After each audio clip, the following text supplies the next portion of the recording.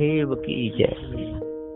विश्व वंदनीय संत सम्राट बंदीछोर सदगुरु श्री कबीर साहब जी, मेरे हृदय मंदिर के आराध्य परम पूज्य सदगुरु श्री मान साहब जी, पूजा के योग्य सभी संत समाज, मैं चरण कमलों में सिर झुका के त्रिवार बंदी करता।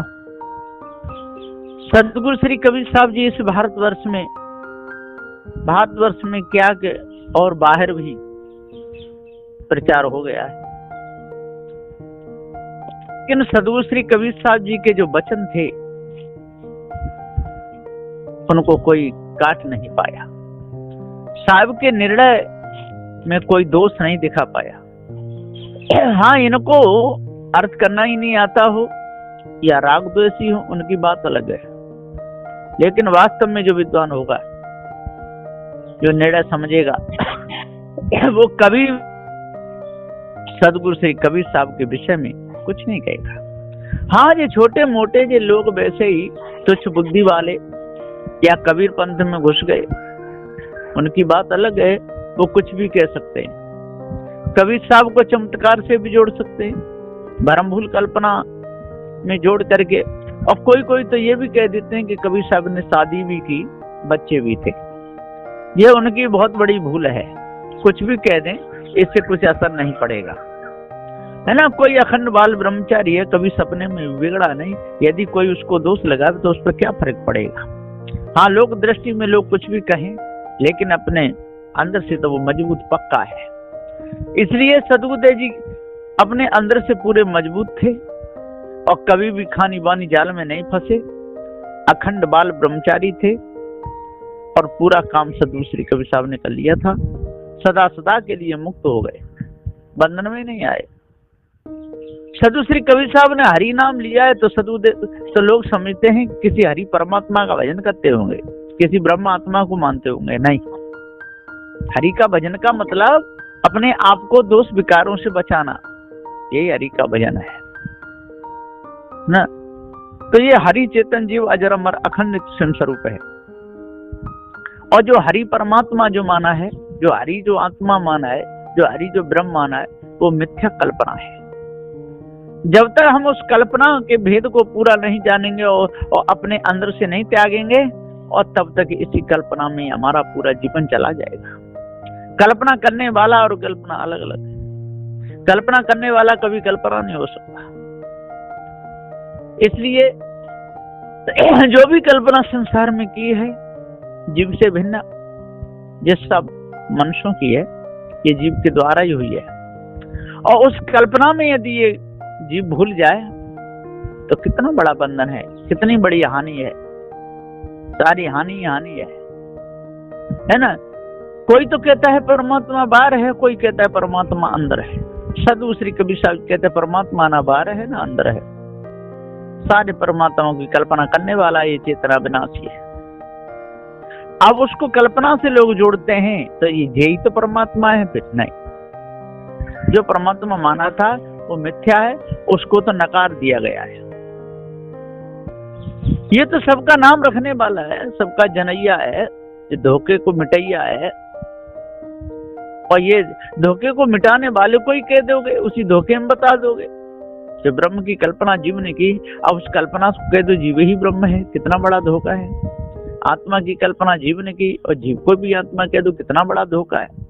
लोग कहते भी रहते हैं, कैसे कैसे समझाते हैं, ब्रह्मात्मा, परमात्मा, जीवात्मा, आत्मा को जरूर घूंसते चले आते हैं।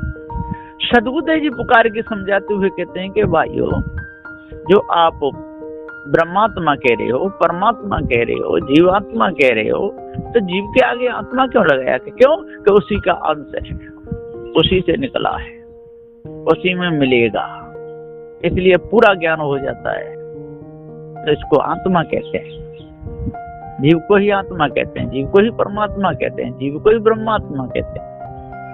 ऐसी उल्टी सीधी बातें जोड़ जोड़ करके मनुष्यों को भरमाते भटकाते रहते हैं। जब जीव को ही कहते हैं तो अलग से कल्पना करने की क्या जरूरत थी? और अलग से कल्पना चली आ रही है तो हम उस कल्पना को स्वीकार नहीं करेंगे और उसमें जीव को मिलाएंगे भी नहीं। क्योंकि जीव की स्वतंत्र पदवी है, जीव जीव है, जिंदा है, अजर अमर अखंड है, हरि है, कभी सूखता नहीं है। इसके ऊपर ईश ब्रह्म परमात्मा को मानना या दूसरे किसी हरि को मानना ये मिथ्या कल्पना है। और इस कल्पना में ही हमारा यदि पूरा जीवन चला गया और कल्पना के हम यदि गुलाम बने रहे तो हमारा पूरा जीवन नरक बन जाएगा, बच नहीं सकते। निर्णय पक्का चाहिए तब ही माना जाए, बिन निर्णय के मानना महादोष कहलाए। निर्णय पक्का होना चाहिए तब माना जाएगा। सज्जनों, यह बात पक्की है कि निर्णय पक्का होना चाहिए। जरा भी कच्चा हो तो उसे नहीं मानना चाहिए। कच्चा निर्णय यदि मान लिया गया तो मनुष्य समाज की बहुत बड़ी हानि होगी। कच्चा निर्णय कौन सा है और पक्का निर्णय कौन सा है, इस विषय में भी सुन लीजिए। जो भोजन पाता है, पानी पीता है,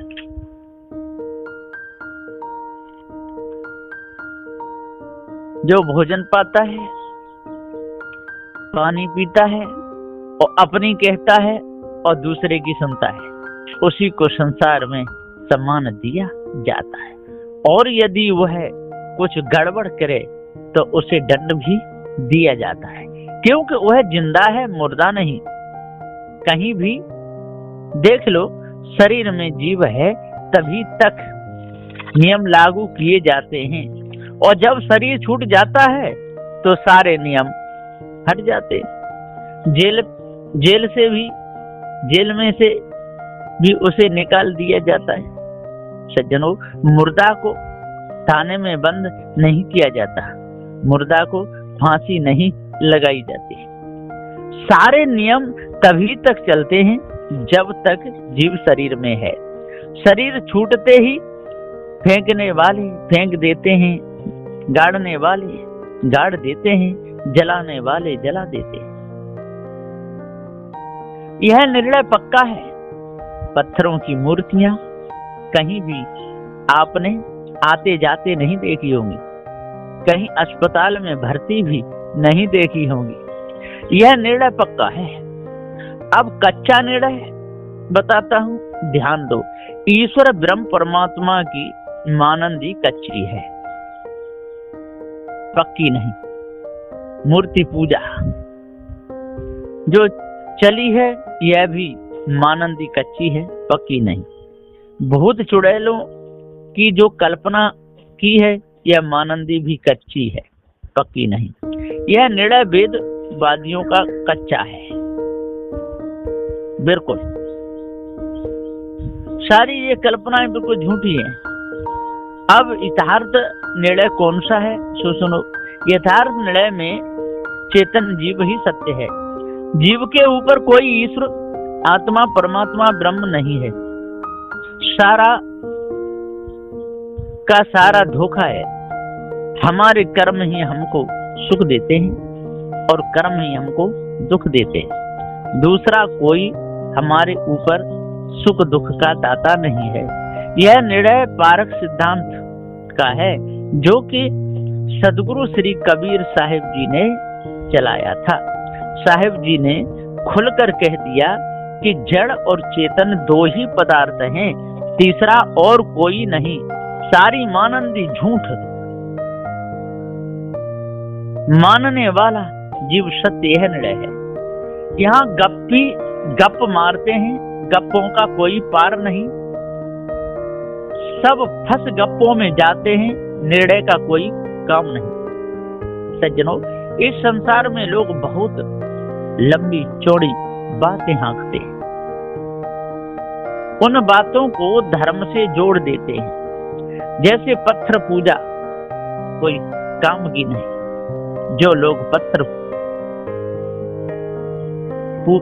पूजते हैं और वे पत्थर पूजना धर्म मानते हैं। नदियों की पूजा भी करते हैं,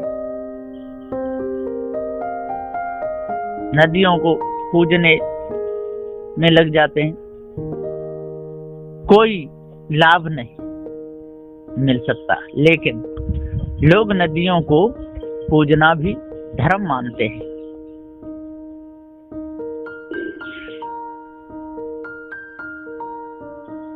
माला फेरना धर्म मानते हैं, शंख बजाना धर्म मानते हैं,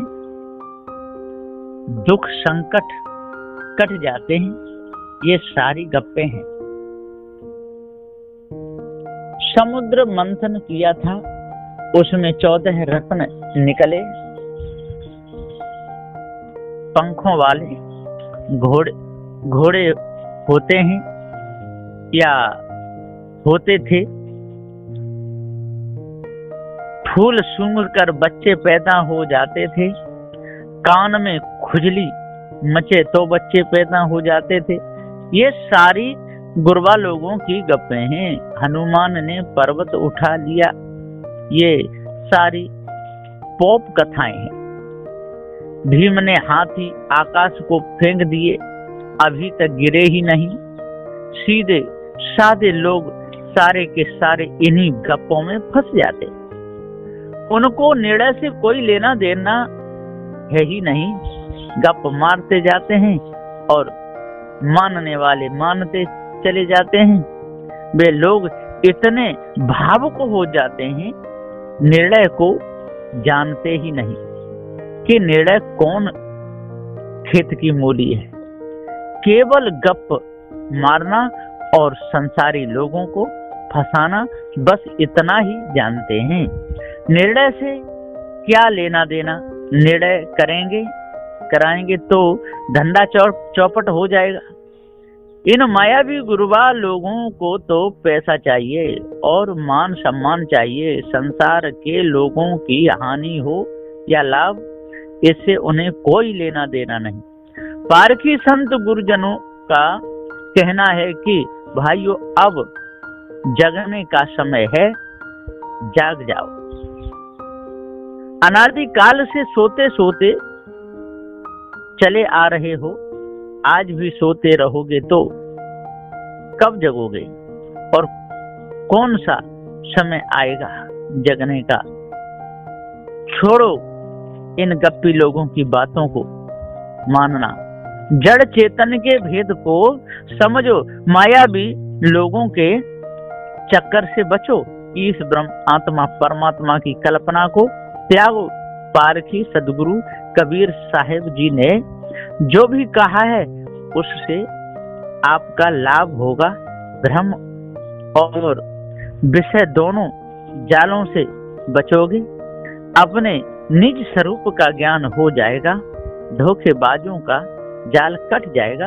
यह निर्णय, जो भी इस निर्णय को समझेगा, अपने जीवन में उतारेगा, तो उसकी हानि होगी ही नहीं, लाभ ही होगा। इसलिए सज्जनों, धोखे को दूर करो और पारखी संतों की शरण में लगो, तभी पूर्ण शांति मिलेगी, नहीं तो सारा जीवन बेकार हो जाएगा। बोलिए श्री सद्गुरुदेव की जय।